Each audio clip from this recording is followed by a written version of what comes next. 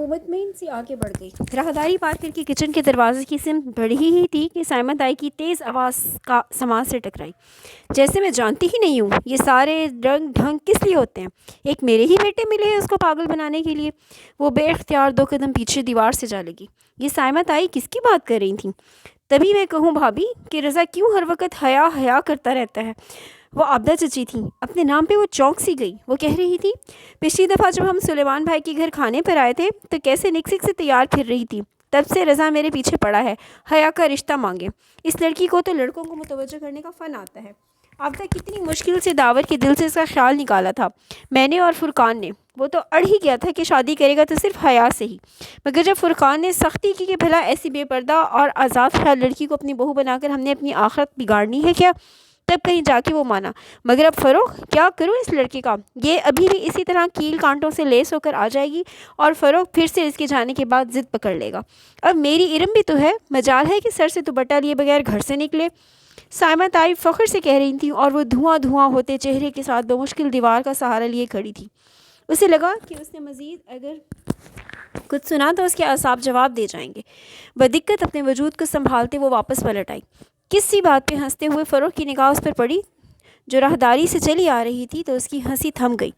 وہ بے اختیار مسکرا دیا۔ قبول صورت سا فروغ جس کی رنگت ٹف روٹین کے باعث مزید سنولا گئی تھی، مگر مسئلہ اس کی واجبی شخصیت یا حیا کی بے پردگی کا نہ تھا۔ اصل بات تو وہ سب جانتے تھے، پھر بھلا اس کے بارے میں رضا یا فروغ نے سوچا بھی کیسے؟ وہ ایک سپاٹ نگاہ فروغ پر ڈال کر چپ چاپ فاطمہ بیگم کے ساتھ صوفے پہ آ بیٹھی۔ تمہیں کیا ہوا؟ انہوں نے غور سے اس کے چہرے کو دیکھا اور پھر پوچھا۔ کچھ نہیں اماں، وہ بدقت خود کو نارمل کر پائی۔ فاطمہ مطمئن ہو گئی اور وہ سائمہ تائی کے بارے میں سوچنے لگی جن کا حیا میری جان کہتے منہ نہ تھکتا تھا، اور تایا فرقان کے لیے تو وہ بڑی بیٹی تھی، لیکن اندر سے ان لوگوں کے ایسے خیالات ہوں گے وہ گمان بھی نہیں کر سکتی تھی۔ اور وہ پھول، وہ بھی رضا یا فروغ میں سے ہی کسی کے بھیجے گئے ہوں گے، مگر کل رات جب پہلی دفعہ پھول آئے تھے تب تو فروغ نائٹ ڈیوٹی پہ تھا اور رضا تھا تو اسلام آباد میں ہی، مگر ان دونوں میں سے کسی کو اس کے سبانجی کی سلیکشن کے بارے میں کیسے علم ہوا؟ شاید جب وہ زارا کو فون پہ بتا رہی تھی تب کھڑکی کے باہر کچھ کھڑکا تھا۔ وہ جو کوئی بھی تھا یقیناً اسی نے کھڑکی سے باہر ساری بات سن لی ہوگی اور سن کر وہی خط پھولوں کے ساتھ ادھر رکھ دیا ہوگا، مگر اس پر تو کوریئر کی 1 روز قبل کی مہر تھی۔ شاید اس نے کوئی جعلی مہر استعمال کی ہو، مگر اتنے جھمیلوں میں فروغ اور رضا جیسے جاب والے مصروف بندے کیوں پڑیں گے بھلا؟ اس کا دل کہتا تھا یہ نہ فروغ ہے نہ رضا بلکہ کوئی اور ہے۔ خیر جہنم میں جائے وہ جو کوئی بھی ہے، ان دونوں کا دماغ تو ابھی ٹھیک کرتی ہوں۔ وہ تیزی سے اٹھ کر لڑکے لڑکیوں کے گروپ کے پاس چلی آئی۔ ارم! سامنے کھڑے کھڑے اس نے مخصوص بے نیازی سے سینے پہ ہاتھ باندھے ارم کو پکارا تو سب ایک دم رک کر اسے دیکھنے لگے۔ کیا تم لوگوں نے سبین پھپھو کو شادی کا کارڈ بھیجا تھا ترکی؟ کنکھیوں سے اس نے فروغ اور رضا دونوں کے چہروں کو دیکھا۔ وہ دونوں چونکے تھے اور دونوں ہی کو اس کی بات پسند نہیں آئی تھی۔ جیسے پھپھو کا کارڈ سلیمان چچا کو دیا تھا، انہوں نے بھجوا دیا ہوگا، اور ہاں پھپھو کو ابا نے فون کر دیا تھا۔ کیا وہ آئیں گی؟ آنا تو چاہیے، آخر قریبی رشتہ ہے، تم سے نہ صحیح ہم سے تو ہے۔ اس نے قریبی رشتے پہ زور دے کر ایک جتاتی نظر رضا اور فروغ پر ڈالی۔ وہ دونوں اپنی ہی سوچوں میں گم ہو چکے تھے۔ پھر کھانے کے وقت سائمہ تائی نے سب سے پہلے اسے بلایا۔ حیا میری جان، یہ ارم کسی کام کی نہیں ہے، تم سمجھدار ہو، ٹیبل پر تم نے خیال رکھنا ہے، جیسے ہی کوئی ڈش آدھی ہو فوراً کوک کو بلا دینا، ٹھیک؟ شور تائی جان، میں خیال کروں گی، وہ بدقت مسکراتی ہوئی سرو کرنے لگی۔ چند منٹ بعد سب ڈائننگ ہال میں کھڑے اپنی اپنی پلیٹوں میں کھانا نکال رہے تھے۔ ڈائننگ ٹیبل کے اطراف سے کرسیاں ہٹا کر ایک دیوار کے ساتھ لگا دی گئی تھیں تاکہ سب اپنی مرضی سے کھانا نکال کر ادھر ادھر ٹہلتے ہوئے کھانا کھاتے رہیں۔ تایا جان، آپ نے سلاد نہیں لیا؟ وہ رشین سیلڈ سے بھرا شیشے کا بڑا پیالہ اٹھائے تایا فرقان اور سلیمان صاحب کے پاس آئی جو اپنے دھیان میں محو گفتگو تھے۔ اس کے پکارنے پر چونکے۔ تھینک یو بیٹا، تایا فرقان مسکرا کر چمچ سے سلاد اپنی پلیٹ میں نکالنے لگے۔ وہ شلوار کرتے میں ملبوس تھے، کندھوں پر شال تھی اور باروب چہرے پہ مونچھیں۔ سلیمان صاحب ان کے برعکس کلین شیو ڈنر سوٹ میں ملبوس خاصے سمارٹ اور ہینڈسم لگ رہے تھے۔ دونوں کی سوچ بھی اپنے حلیوں کی مانند تھی۔ ابا آپ بھی لینا۔ سلیمان، تم نے سبین کو کارڈ پوسٹ کر دیا تھا؟ تایا کو اچانک شاید اس کی شکل دیکھ کر یاد آ گیا تھا۔ سلیمان صاحب کا چمچے میں سلاد بھرتا ہاتھ ذرا سا سست ہوا اور چہرے پر کڑواہٹ پھیل گئی۔ بہت آہستہ آہستہ سے انہوں نے سلاد سے بھرا چمچہ اپنی پلیٹ میں پلٹا کر دیا تھا۔ ان کے لہجے میں عجیب کاٹ تھی جو حیا کے لیے نئی تھی۔ ابا سبین پھوپھو شادی پر آئیں گی؟ وہ پوچھے بنا رہ نہ سکی۔ کل مہندی ہے، آنا ہوتا تو اب تک آ گئی ہوتی۔ 30 سالوں میں جو عورت صرف چند دفعہ ملنے آئی ہوں وہ اب بھی نہ ہی آئے تو بہتر ہے۔ حیا تو کیا، فرقان تایا بھی دھنگ رہ گئے۔ سلیمان کیا ہوا ہے؟ تھینک یو بیٹا۔ جواب دینے کی بجائے سلمان صاحب نے اسے مخاطب کیا تو وہ اب تم جاؤ کا اشارہ سمجھ کر سر جھکائے وہاں سے چلی آئی۔ بہت آہستہ سے سلاد کا پیالہ میز پہ رکھا اور اپنی آدھی پلیٹ بھر کر اٹھائی، مگر اب کچھ بھی کھانے کو جی نہیں چاہ رہا تھا۔ یہ ابا کو کیا ہو گیا تھا؟ وہ پھپھو کے بارے میں ایسے گفتگو کیوں کر رہے تھے؟ پھر وہ رہ نہیں سکی، اپنی پلیٹ لیے اس ستون کے پیچھے آ کھڑی ہوئی جس کی دوسری جانب تایا اور ابا دونوں کھڑے تھے، بظاہر اپنی پلیٹ پر سر جھکائے اس کے کان انہی کی طرف لگے تھے۔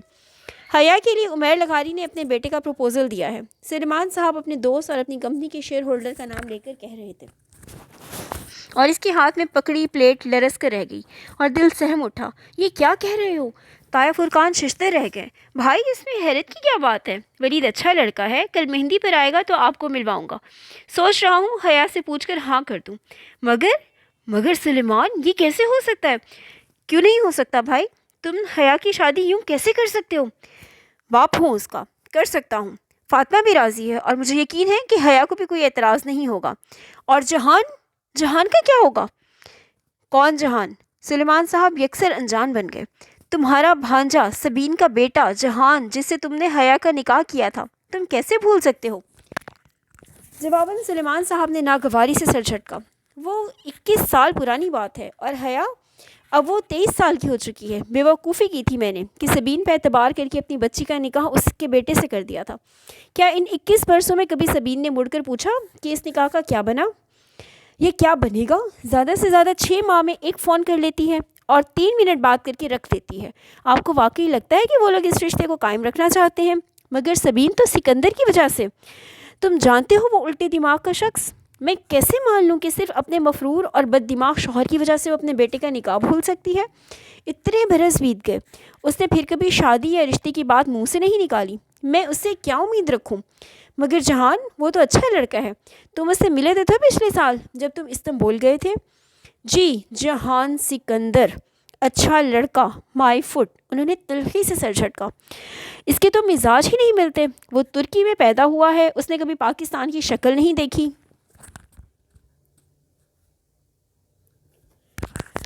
نہ اسے اردو آتی ہے نہ پنجابی۔ کبھی ان تمام برسوں میں اس نے اپنے کسی ماموں کا حال پوچھا؟ کبھی فون کیا؟ میں یہ سب بھول جاتا، مگر جب میں پچھلے سال استنبول گیا تو آپ یقین کریں گے بھائی، میں 18 روز رہا وہاں۔ میں روز سبین کے گھر جاتا تھا، سکندر تو ملا ہی نہیں، اور جہان آخری روز مجھ سے ملا، اور وہ بھی صرف 15 منٹ کے لیے بس۔ وہ بھی جب اس کی ماں نے میرا نام بتایا تو کافی دیر بعد اسے یاد آئے کہ میں اس کا کوئی دور پار کا ماموں ہوتا ہوں۔ پھر جانتے ہیں وہ مجھ سے کیا پوچھنے لگا؟ کیا پاکستان میں روز بم دھماکے ہوتے ہیں اور کیا وہاں انٹرنیٹ کی سہولت موجود ہے؟ پھر اس کا فون آیا اور وہ اٹھ کر باہر کہیں چلا گیا۔ میں کبھی حیا کے لیے کورٹ سے کھلا لینے کے متعلق نہ سوچتا، اگر میں اس روز ایک ترک لڑکی کو جہان کے گھر ڈراپ کرتے نہ دیکھ لیتا۔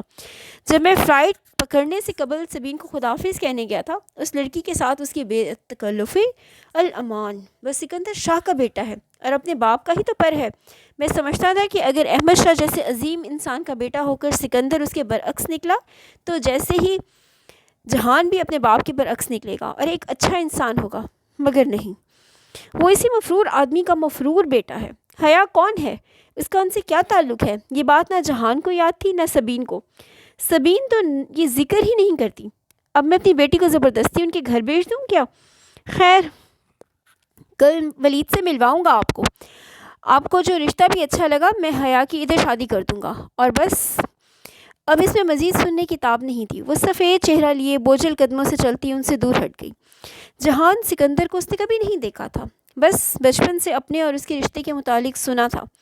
وہ 2 سال کی تھی جب سبین پھپھو پاکستان آئیں اور فرتے جذبات میں اپنے 8 سالہ بیٹے کے لیے اس کا رشتہ مانگ لیا۔ جذباتی سی کارروائی ہوئی اور دونوں بہن بھائی اپنے بچوں کا نکاح کر کے فارغ ہو گئے۔ تب 8 سالہ جہان اس کے ساتھ تھا، پھر وہ ترکی چلا گیا۔ 21 سال گزر گئے، وہ ترکی میں ہی رہا، کبھی پاکستان نہیں آیا، اور اس وزٹ کے بعد تو سبین پھپھو بھی نہیں آئیں، نہ کبھی انہوں نے کوئی تصویر بھیجی نہ خط لکھا۔ اگر کبھی کوئی ترکی چلا جاتا تو ان سے ملاتا، ورنہ ان سے رابطہ نہ ہونے کے برابر رہ گیا تھا۔ انٹرنیٹ وہ استعمال نہیں کرتی تھی، اگر جہان کرتا بھی تھا تو اس کا کوئی ای میل، فیس بک، ٹویٹر، کسی کے پاس کچھ بھی نہ تھا۔ ارم وغیرہ اسے فیس بک پہ سرچ کر کر کے تھک چکے تھے، مگر ترکی کا کوئی جہان سکندر انہیں نہیں ملتا تھا۔ شروع کے چند برس پھپھو فون کرتی تھیں، پھر آہستہ آہستہ یہ رابطے زندگی کی مصروفیات میں کھو گئے۔ 3 ماہ میں ایک فون ان کا آ جاتا اور 3 ماہ بعد ایک فون ادھر سے ان کی طرف چلا جاتا۔ یوں 6 ماہ میں 2 دفعہ ہی بات ہو پاتی۔ رسمی علیک سلیک، موسم کا حال، سیاست پہ تبادلہ خیال اور پھر اللہ حافظ۔ ان تمام باتوں کے باوجود وہ خود کو ذہنی اور جذباتی طور پر جہان سے وابستہ کر چکی تھی۔ نکاح کے وقت کی تصاویر آج بھی اس کے پاس محفوظ تھیں۔ 8 سالہ، بھورے بالوں اور سنہری رنگت والا خوبصورت سا لڑکا، جس کو اس نے اپنے روبرو کبھی نہیں دیکھا تھا، اور شاید ترکی جانے کی ساری خوشی کی وجہ بھی یہی تھی، جس پر ابا نے پانی پھیر دیا۔ اس روز اسے رہ رہ کر پھپھو اور جہان پر بہت غصہ آ رہا تھا، جن کی بے رخی کے باعث اب یہ رشتہ ایک سوالیہ نشان بن گیا تھا۔